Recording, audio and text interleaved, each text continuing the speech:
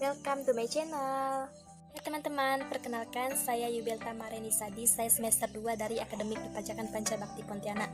Di sini saya akan membahas materi tentang mata kuliah pengantar manajemen. Saya akan membahas bab 1 yaitu tentang pengertian, proses, dan fungsi dari manajemen. Oke, silakan disimak ya penjelasannya. Pengertian manajemen. Kata manajemen bersumber dari bahasa Inggris yaitu manage yang memiliki arti mengelola, mengendalikan, mengusahakan, dan memimpin. Pengertian manajemen pada umumnya dapat didefinisikan sebagai sekumpulan proses untuk meraih tujuan pada organisasi melalui kerja bersama dan bekerja sama dengan sumber daya yang dimiliki oleh organisasi. Untuk secara lebih spesifiknya, pengertian manajemen adalah ilmu dan seni perencanaan, perorganisasian, pengarahan, dan pengawasan terhadap usaha-usaha para anggota organisasi dan penggunaan sumber daya organisasi untuk mencapai tujuan yang lebih ditetapkan pada sebelumnya.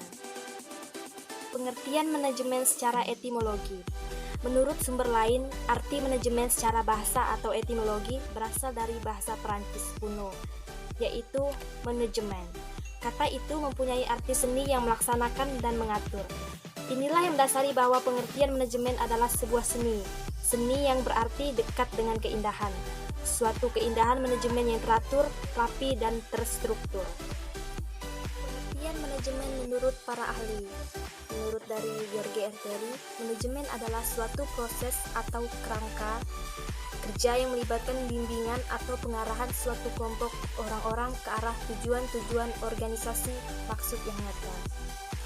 Menurut dari Wilson Bangun, manajemen ialah rangkaian aktivitas-aktivitas yang dikerjakan oleh tiap-tiap anggota organisasi untuk mencapai tujuannya.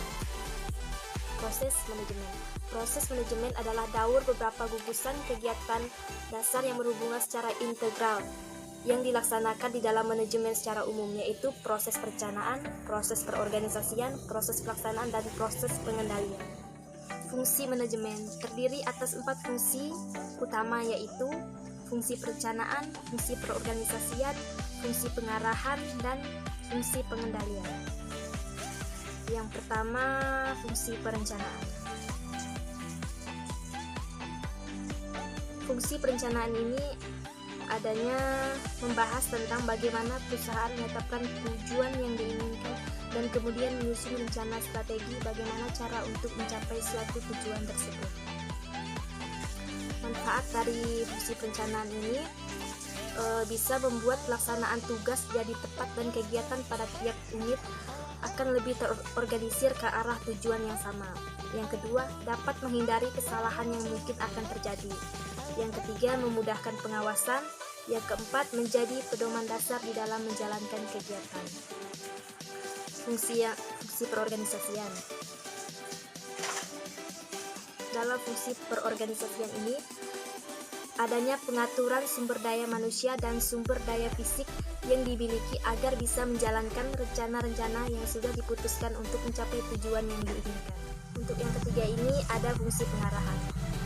Fungsi pengarahan adalah upaya untuk menciptakan suasana kerja dinamis, sehat agar kinerjanya lebih efektif dan efisien.